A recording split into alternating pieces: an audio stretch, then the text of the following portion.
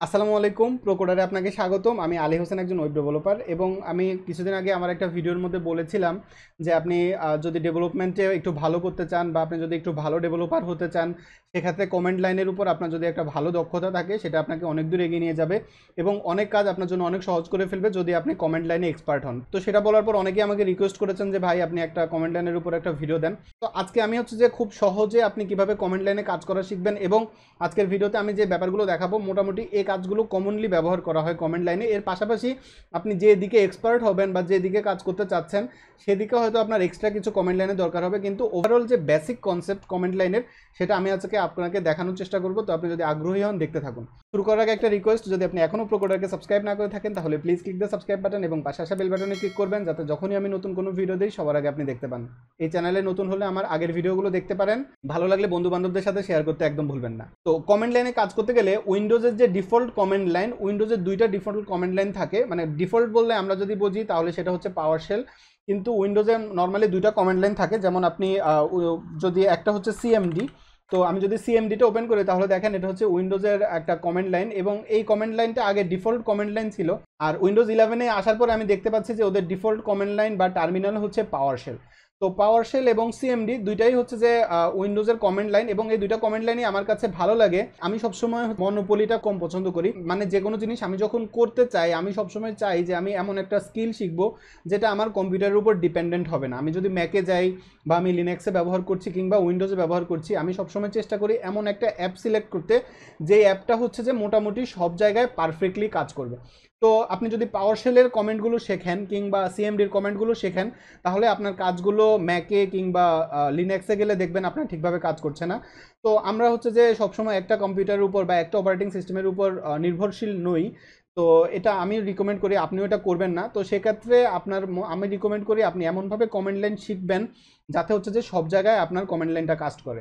তো দেখেন এখন আমি হচ্ছে যে পাওয়ার শেলের মধ্যে এসে আপনি দেখতে পাচ্ছেন যে এখানে আমি যদি লিখি সিডি ব্যাকস্ল্যাশ লিখলাম, আমি একটু পরে আপনাদেরকে এগুলো ডিটেইলে বলবো।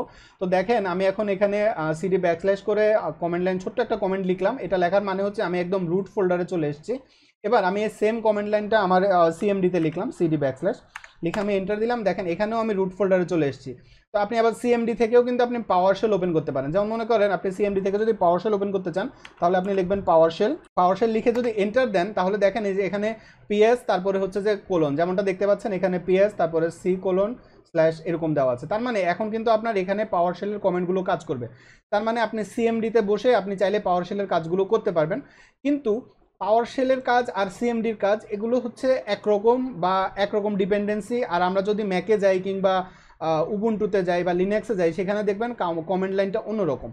তো এখন হচ্ছে আমি যদি একটু ম্যাকে যাই তাহলে আমি আপনাকে একটু দেখাবো যে ম্যাকের কমেন্ট লাইনটা আসলে কেমন। আমি যেমন এখন ম্যাকের টার্মিনালটা যদি ওপেন করি, তো যেমনটা দেখতে পাচ্ছেন আমি এখন ম্যাকের টার্মিনালটা ওপেন করেছি, এবং এই টার্মিনালে আপনি যদি কোনো কোড লেখেন, তো আমি সবসময় বলছি কি আপনি যখন নতুন কোনো একটা টার্মিনাল পাবেন তাহলে সবার আগে একটু কনফার্ম করার চেষ্টা করবেন এটা কোন টার্মিনাল। তো সেটা জানার জন্য আপনাকে লিখতে হবে প্রথম কমেন্ট, সেটা হচ্ছে পিএস। এটা হচ্ছে আপনার প্রথম কমেন্ট। তো আমি এখন পিএস লিখে এন্টার দিলাম। এন্টার দিলে এখানে আপনি দেখতে পাবেন সিএমডিটা ব্যবহার করছে বা ওরা যে টার্মিনালটা ব্যবহার করছে এটা হচ্ছে জিএসএইচ, এবং ম্যাকে মাঝে মধ্যে হচ্ছে যে আপনি ম্যাকে কখনো কখনো আপনি জিএসএইচ দেখবেন, আবার মাঝে মাঝে আপনি দেখবেন ব্যাশ যে টার্মিনালটা সেটা। এবং জিএসএস এবং ব্যাশের যে ডিফল্ট কমেন্ট লাইন বা কমেন্ট এগুলো সব হচ্ছে একই রকম, মোটামুটি একই রকম। তো এখানে আপনি দেখেন ম্যাকে আমরা এখন ম্যাকের মধ্যে ডিফল্ট যে কমেন্ট লাইন সেটা হচ্ছে জিএসএস। তো একটা মেশিনের মধ্যে ডিফল্ট কমেন্ট লাইন কোনটা সেটা জানার জন্য আপনাকে লিখতে হবে হচ্ছে পিএস। আপনি পিএস লিখলে আপনি বুঝতে পারবেন এটা কোন কমেন্ট লাইন। তো দেখেন ম্যাকের মধ্যে কমেন্ট লাইন হচ্ছে জিএসএইচ। আবার ম্যাকের মধ্যে কিন্তু আপনি ব্যাশ যে কমেন্ট লাইন সেটাও ব্যবহার করতে পারবেন। এবার আমরা যদি লিনাক্সে যাই তো সেক্ষেত্রে আপনি একটু দেখবেন যে লিনাক্সে কোন কমেন্ট লাইনটা ব্যবহার করা হয়। তো দেখেন এখন আমি হচ্ছে উবুন্টুতে আছি। তো উবুন্টুর এই ইন্টারফেসটা আপনার কাছে একটু চেঞ্জ মনে হতে পারে, আমি এখানে একটা থিম ব্যবহার করছি। যাই হোক, তো এখানে এসে এখন যদি আমি সেম কমেন্ট পিএসটা লিখে এন্টার দেই তাহলে আপনি দেখবেন যে উবুন্টুর ডিফল্ট কমেন্ট লাইন হচ্ছে ব্যাশ। এবং দেখেন এই পিএস কমেন্টটা এটা সব জায়গায় কাজ করে, কিন্তু এটা উইন্ডোজে কাজ করে না। মানে উইন্ডোজে গিয়ে আপনি যদি পিএস কমেন্টটা লিখেন সিএমডিতে কিংবা পাওয়ার শেলে তাহলে আপনি দেখবেন সেটা কাজ করে না। তো চলেন আমরা একটু চেক করে দেখি। এখন আমি যদি এখানে এসে পিএস লিখে এন্টার দেই আপনি দেখবেন যে একটা অন্য ফরম্যাট আপনাকে এখানে দেখাচ্ছে, এবং এখানে কিন্তু আমাকে কোন কমেন্ট লাইন সেটা কিন্তু দেখাচ্ছে না। মানে আমি সেম কমেন্ট আমি ব্যবহার করলাম পাওয়ার শেলে এবং সিএমডিতে যদি ব্যবহার করে পিএস লিখে এন্টার দেই, দেখেন একই রেজাল্ট আসছে। যদি আমি এখন এখানেও পাওয়ার শেলে আছি, যে কারণে হচ্ছে এরকম করে দেখাচ্ছে। তো আপনি দেখেন যে এখানে পিএসটা একটু অন্যরকম। তো আমি সবসময় কেন, আমি একটু আগে আমি আপনাকে বললাম যে আমি সবসময় রিকমেন্ড করি আপনি যখনই কোনো একটা নলেজ শিখবেন বা টেকনিক শিখবেন, টেকনোলজি শিখবেন, চেষ্টা করবেন যদি সেটা সব জায়গায় পারফেক্ট হয় বা সব জায়গায় সাপোর্ট করে, সেটা আপনার জন্য ভালো। তো আপনার জন্য হয়তো বা এই মুহূর্তে লিনাক্স ব্যবহার করা কিংবা ম্যাক ব্যবহার করা সম্ভব না, আপনি হয়তো উইন্ডোজ ইউজার। তো সেক্ষেত্রে আপনি কীভাবে লিনাক্সের বা ম্যাকের যে টার্মিনাল সেটা পাবেন? তো সেটা পাওয়ার জন্য আপনি হচ্ছে আপনার ব্রাউজারটা ওপেন করে আপনি ডাউনলোড করবেন হচ্ছে গিট ব্যাশ। গিট ব্যাশটা আপনি ডাউনলোড করে নেবেন এবং ডাউনলোড করে ইনস্টল করে নেবেন। খুব সিম্পলি ডাউনলোড করে ইনস্টল করে নিতে পারেন। এটা ইনস্টল করে নেওয়ার পর আপনি যদি পারফেক্টলি ইনস্টল করেন, তাহলে আপনি হচ্ছে যে আপনার ডিফল্ট থেকে গিট ব্যাশটাকে ব্যবহার করতে পারবেন। এবং এখানে এসে আপনি এখন যদি পিএস লিখে এন্টার দেন, তাহলে এখানে কিন্তু আপনাকে দেখাবে যে এটা হচ্ছে যে একটা ব্যাশ কমান্ড লাইন। দেখেন, তার মানে এখন থেকে আপনি যদি ব্যাশটাকে গিট ব্যাশটা আপনার কম্পিউটারে, উইন্ডোজ কম্পিউটারে ইনস্টল করে নেন, তাহলেও কিন্তু আপনার সব রকম কমান্ড লাইন কাজ করবে। তো সামারিটা যদি আমি বলি, সেটা হচ্ছে যে আপনি উইন্ডোজ, ম্যাক, লিনাক্স কোন মেশিন ব্যবহার করছেন এটা ব্যাপার না, আপনি হচ্ছে যে ব্যাশটা ব্যবহার করবেন, তাহলে হচ্ছে যে আপনার সেটা সব জায়গায় কাজ করবে। জিএসএইচ এবং ব্যাশ এই দুইটার কমান্ড লাইন প্রায় একই এবং মোটামুটি একই, সব ব্যাপার কোডগুলো একইভাবে কাজ করে। পাওয়ারশেল বা সিএমডিতে কিছু কিছু কোড ঠিকভাবে কাজ করে না, সেটার জন্য একটু অন্যভাবে কাজ করতে হয়। তো এটা কোনো ব্যাপার না। তো আমরা হচ্ছে যে আপনাকে, আমি ধরে নিচ্ছি যে ম্যাক্সিমাম আমার সাবস্ক্রাইবার বা ইউজার হচ্ছে যে উইন্ডোজ ইউজার। তো সেক্ষেত্রে আমি এখন থেকে যা কিছু কোড লিখবো সব উইন্ডোজে লিখবো এবং আমি হচ্ছে যে সবগুলো ব্যাশে লিখবো, যাতে করে আপনি যদি ম্যাক ইউজার হন কিংবা লিনাক্স ইউজার হন, আপনিও যাতে কোডগুলো ঠিকভাবে কাজ করতে পারেন, ইমপ্লিমেন্ট করতে পারেন। সে কারণে আমি হচ্ছে যে সবগুলো কাজ এখন গিট ব্যাশে এখানে করব। আচ্ছা, তো আপনি অলরেডি একটা কমেন্ট শিখেছেন যে পিএস লিখে আপনি যদি এন্টার দেন, তাহলে আপনি জানতে পারবেন যে আপনি এখন কোন কমেন্ট লাইনে আছেন। হ্যাঁ, তো এখন দেখতে পাচ্ছেন আমরা ব্যাশ কমেন্ট লাইন ব্যবহার করছি এবং এখানে আমি কিছু কাস্টমাইজেশন করেছি। এখান থেকে সেটিংস থেকে এসে হচ্ছে যে অপশন রাইট ক্লিক করে, তো এখান থেকে হচ্ছে যে আপনি, আমি টেক্সটের সাইজটাকে একটু বড় করে নিয়েছি, তারপর হচ্ছে যে কিছু কিছু কাজ করেছি টার্মিনালের।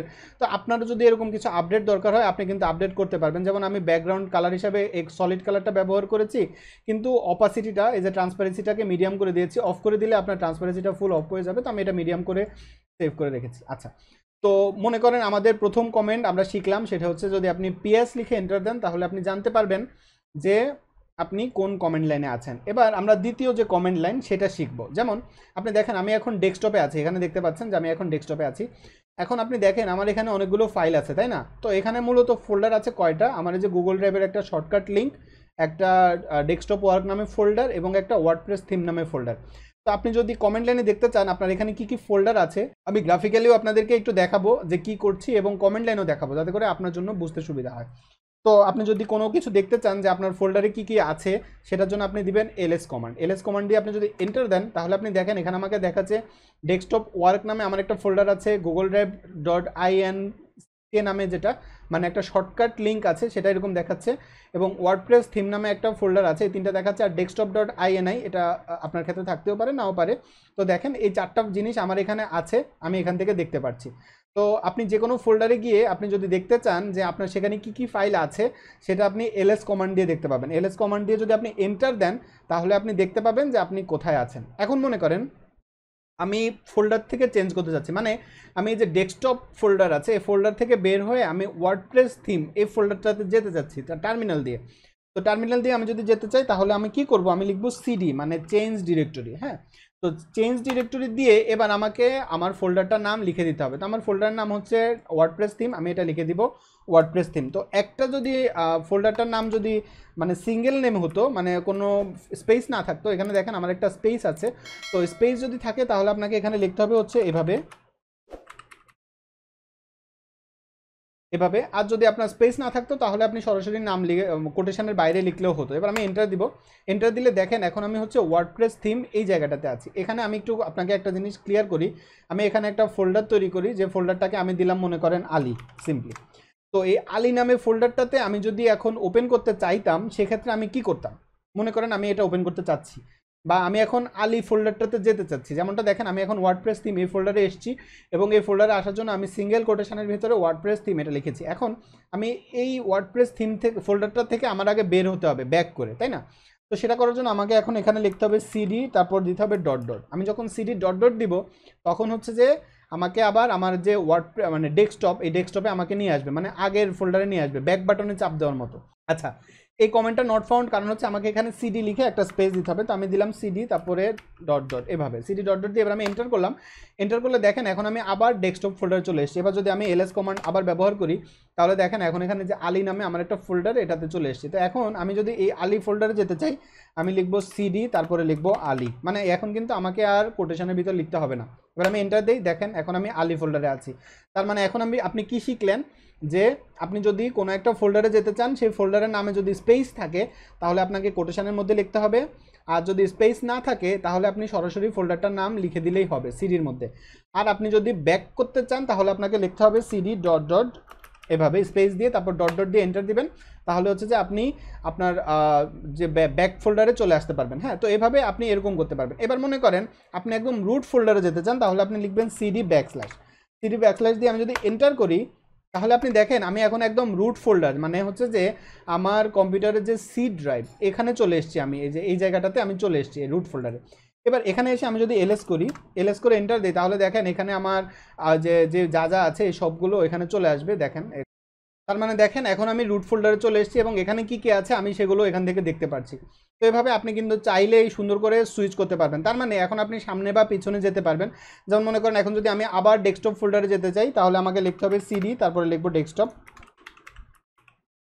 এবং আপনি ট্যাব দিলে, মনে করেন আমি ডেস্কটপে যেতে চাচ্ছি, তো আমি ডিইএস লিখে যদি ট্যাব দেই, তাহলে দেখেন ইউনিক ডেস্কটপই আছে। তো সেক্ষেত্রে আপনি এখানে এন্টার দিলে সরাসরি ডেস্কটপ ফোল্ডারে চলে আসতে পারবেন, ট্যাব ব্যবহার করতে পারবেন। এমন না যে আপনাকে হুবহু সেম নামটা পুরোপুরি স্পেলিংটা লিখতে হবে, আপনার ট্যাব অনেক জায়গায় কাজ করে, তো আপনি একটু ট্রাই করে করে দেখবেন। তার মানে আপনি এখন যে কোনো জায়গায় যে কোনো একটা ড্রাইভ ওপেন করে সেটার সামনে বা পিছনে দুই জায়গাতেই যেতে পারবেন এবং যে কোনো ফোল্ডার ওপেন করতে পারবেন সিডি ব্যবহার করে। এবার মনে করেন আপনি হচ্ছে যে একটা ফোল্ডার তৈরি করতে যাচ্ছেন এই ডেস্কটপের মধ্যে, এবার আপনি একটা ফোল্ডার তৈরি করতে যাচ্ছেন, যেমনটা আমি একটু আগে গ্রাফিক্যালি করেছিলাম, রাইট ক্লিক করে নিউতে গিয়ে ফোল্ডারে ক্লিক করে ফোল্ডার, এখন তারপর আবার সেটার নাম দিয়েছে। এখন আপনি যদি কমেন্ট লাইনের মাধ্যমে একটা ফোল্ডার তৈরি করতে চান, আপনাকে লিখতে হবে এমকে মানে মেক, তারপরে লিখতে হবে ডিআইআর মানে ডিরেক্টরি, এমকে ডিআইআর মানে মেক ডিরেক্টরি। এবার আপনি যে নামে ফোল্ডার তৈরি করতে চান সেটা, তো সিঙ্গেল নামে করতে চাইলে আপনি জাস্ট নাম লিখে দিবেন। যেমন মনে করেন আমি লিখলাম শুভ, শুভ নামে একটা ফোল্ডার তৈরি করবো। তো আমি এন্টার দিলাম, তো দেখেন এখন এখানে শুভ নামে একটা ফোল্ডার তৈরি হয়ে গেল। তো দেখেন কমেন্ট লাইন থেকে একটা ফোল্ডার তৈরি করা কত সহজ। এবার মনে করেন আমি আরেকটা ফোল্ডার তৈরি করব, তো সেটা করার জন্য আমি হয়তো শুভ 1 লিখবো। তো এটা করার জন্য আমার কিবোর্ডের যে আপ অ্যারো কি, এখানে আমি একবার ক্লিক করলে আপনি হচ্ছে যে এর আগে আপনি যে কমেন্ট লাইনগুলো লিখেছেন সেগুলো আপনি এখান থেকে একটা একটা করে আনতে পারবেন। যেমন দেখেন আমি এমকে ডিআইআর লিখেছিলাম এর আগে, তার আগে লিখেছিলাম সিডি ডেস্কটপ, তার আগে আমি লিখেছিলাম এলএস। এরকম আমি আপ অ্যারো কি চেপে চেপে আমি কিন্তু সামনে বা ডাউন অ্যারো কি চেপে পিছনে আমি যেতে পারি। এখন আমি মনে করেন শুভ 1 নামে একটা ফোল্ডার তৈরি করতে চাচ্ছি, তো শুভ 1 লিখে এন্টার দিব, তাহলে দেখেন এখানে শুভ 1 নামে একটা ফোল্ডার চলে আসছে। আবার মনে করেন আপনি একটা ফোল্ডার রিমুভ করতে চান, তো রিমুভ আপনি ফোল্ডার কিভাবে করবেন, একটা ফোল্ডারকে রিমুভ করতে গেলে আপনাকে লিখতে হবে আর এম মানে রিমুভ ডিরেক্টরি, মানে রিমুভ, আর এম মানে রিমুভ, তারপরে ডিআইআর মানে ডিরেক্টরি। এবার আপনি কোন ফোল্ডারটা রিমুভ করবেন, আমি মনে করেন শুভ 1 নামে যে ফোল্ডারটা তৈরি করেছি সেটা রিমুভ করতে যাচ্ছি। তো আমি এসএইচও লিখে ট্যাব দিলে শুভ আসলো, এবার হচ্ছে যে আমি আবার ট্যাব দিব তাহলে শুভ 1 আসবে। তো এবার আমি যদি এন্টার দেই তাহলে দেখবেন আমার এই শুভ 1 নামে যে ফোল্ডারটা এটা রিমুভ হয়ে গেল। তার মানে এখন আপনি একটা ফোল্ডার তৈরিও করতে পারেন, আবার একটা ফোল্ডার রিমুভও করতে পারেন। এবার মনে করেন আমি হচ্ছে যে একটা শুভ ফোল্ডারটাতে ঢুকতে চাচ্ছি, তো আমি সেজন্য কি করব, সিডি তারপরে দিব শুভ দিয়ে এন্টার করব। তার মানে এখন আমি শুভ ফোল্ডারটার ভেতরে আছি, এই ফোল্ডারটার ভিতরে আছি। আমি ফোল্ডারটা ওপেন করে আপনাকে একটু দেখাই যে এখানে আমরা এখন কিছু ফাইল তৈরি করবো। এতক্ষণ তো আমরা হচ্ছে যে ফোল্ডার তৈরি করেছি, এবার আমরা কিছু ফাইল তৈরি করবো, যে কারণে আমি এই ফোল্ডারটাকে ওপেন করে রাখলাম যাতে করে আপনারা দেখতে পান। তো আপনি যদি কোনো একটা ফাইল তৈরি করতে চান আপনাকে লিখতে হবে টাচ, টাচ।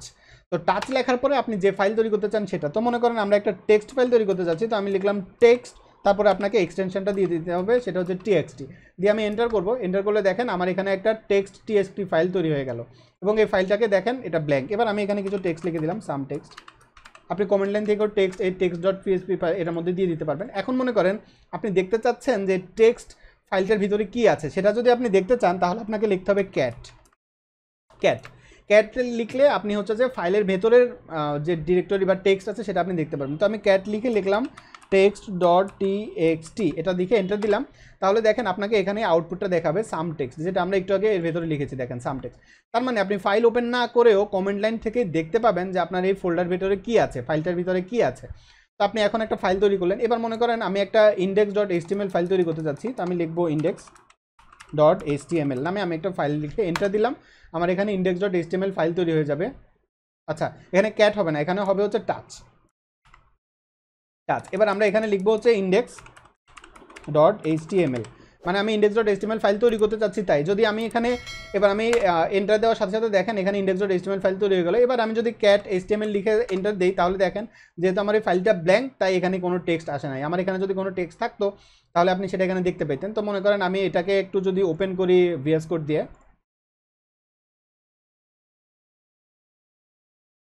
আচ্ছা, ওপেন করার পর আমাদের যে ইন্ডেক্স ডট এইচটিএমএল ফাইল আছে এখানে হচ্ছে যে আমি জাস্ট সিম্পলি যে বয়লার প্লেটটা থাকে সেই বয়লার প্লেটটা দিয়ে দিই, দিয়ে এবার আমি এটাকে সেভ করে এবার বন্ধ করে দিলাম। বন্ধ করে দেওয়ার পর এবার যদি আমি ক্যাট কমেন্টটা দিয়ে ইন্ডেক্স ডট এইচটিএমএল দিয়ে এন্টার করি তাহলে আপনি দেখবেন আমার এই যে এইচটিএমএল যে টেক্সটগুলো আছে সবগুলো আমাকে এখানে দেখাচ্ছে। তার মানে আপনি ক্যাট কমেন্ট ব্যবহার করে কোনো একটা ফাইলের ভিতরে কি আছে সেটা আপনি দেখতে পারবেন। কিন্তু এমন না যে আপনাকে কমেন্টে দেখতে হবে। যেমন মনে করেন আমি চাচ্ছি যে আমার ইন্ডেক্স ডট এইচটিএমএল ফাইল আছে, এটা ক্রোম দিয়ে ওপেন হোক, তো সেক্ষেত্রে আপনি সেটাকে কীভাবে ওপেন করবেন? তো মনে করেন আপনি যদি সেটা ওপেন করতে চান আপনাকে ফোল্ডারটার নাম বা সফটওয়্যারটার নাম বলে তারপর ওপেন করতে হবে। তো আপনি এটা এইভাবে করতে পারেন। তো আমি মনে করেন লিখলাম স্টার্ট, তারপরে আমি লিখলাম ইন্ডেক্স ডট এইচটিএমএল লিখে আমি এবার এন্টার করলাম। দেখেন আমার গুগল ক্রোম দিয়ে আমার ইন্ডেক্স ডট এইচটিএমএল ফাইলটা ওপেন হয়ে গেল। এবার আপনি মনে করেন যে না, আমি একটা স্পেসিফিক সফটওয়্যার দিয়ে এই ফাইলটাকে ওপেন করতে যাচ্ছি। যেমন মনে করেন হতে পারে আপনি এই ইন্ডেক্স ডট এইচটিএমএল ফাইলটাকে ফায়ারফক্স দিয়ে ওপেন করতে যাচ্ছেন, তাহলে আপনি লিখবেন স্টার্ট, এবার লিখবেন ফায়ারফক্স লিখে এরপরে আপনি লিখবেন ইন্ডেক্স ডট এইচটিএমএল লিখে এবার আমি এন্টার করব। দেখেন এখন ফায়ারফক্স দিয়ে আমার ইন্ডেক্স ডট এইচটিএমএল ফাইলটা ওপেন হলো। এবার মনে করেন আপনি চাচ্ছেন যে আপনি ফায়ারফক্স দিয়ে হচ্ছে যে নোটপ্যাড ফাইল এই যে টেক্সট ডট টিএক্সটি এই ফাইলটাকে ওপেন করবেন। তো আপনি সিম্পলি এখানে এসে লিখে দিবেন টেক্সট ডট টিএক্সটি, অবশ্যই এক্সটেনশন সহ লিখতে হবে। এবার আমি এন্টার করলাম। দেখেন ফায়ারফক্স দিয়ে আমার টেক্সট ডট এক্সটিএমএল এই ফাইলটা চলে আসলো, মানে আমার যে নোটপ্যাড ফাইলটা এটা ফায়ারফক্স দিয়ে ওপেন করলাম। তার মানে এখন আপনি পারেন যে কোনো একটা সফটওয়্যারকে বা কোনো একটা ফাইলকে আপনার পছন্দ মতো সফটওয়্যার দিয়ে ওপেন করতে বা বন্ধ করতে। তো এগুলো হচ্ছে একটা কমেন্ট লাইনের বেসিক কনসেপ্ট। আমি আশা করছি এই ভিডিওটা আপনার জন্য উপকারী হয়েছে এবং কমেন্ট লাইনে কাজ করার প্রথম এক্সপিরিয়েন্সটা আপনার আশা করছি ভালো। এবং সামনে হয়তো আপনি যখন আপনার কাজের জন্য বিভিন্ন সময় বিভিন্ন কাজ কমেন্ট লাইনে করবেন, আরও নতুন নতুন জিনিস আপনি শিখবেন, তখন আপনার জন্য এই শেখাটা আরও অনেক বেশি সহজ হবে এবং সুন্দর হবে। আর সবার শেষে যেটা দেখানোর সেটা হচ্ছে দেখেন আমার কমেন্ট লাইনে অনেক টেক্সট আছে। তো আপনি যদি সবগুলো একবারে ক্লিয়ার করতে চান তাহলে সিম্পলি লিখবেন ক্লিয়ার, লিখে এন্টার দিবেন, আপনার পুরো কমেন্ট লাইন ক্লিয়ার হয়ে যাবে। এটা হচ্ছে ক্লিয়ার করার জন্য কমেন্ট লাইন। তো আমি আশা করছি ভিডিওটা আপনার জন্য উপকারী হয়েছে। যদি ভিডিওটা ভালো লাগে লাইক বাটনে ক্লিক করবেন, ভালো না লাগলে ডিসলাইক বাটনে ক্লিক করে কমেন্টে জানান যে কেন আপনার ভিডিওটা ভালো লাগেনি। এখনও প্রোকোডারকে সাবস্ক্রাইব না করে থাকলে please click the subscribe button এবং পাশে আসা বেল বাটনে ক্লিক করবেন, যাতে যখনই আমি নতুন কোনো ভিডিও দিই সবার আগে আপনি দেখতে পান। সুস্থ থাকবেন, নিরাপদ থাকবেন, প্রোকোডারের সাথেই থাকবেন। আসসালামু আলাইকুম।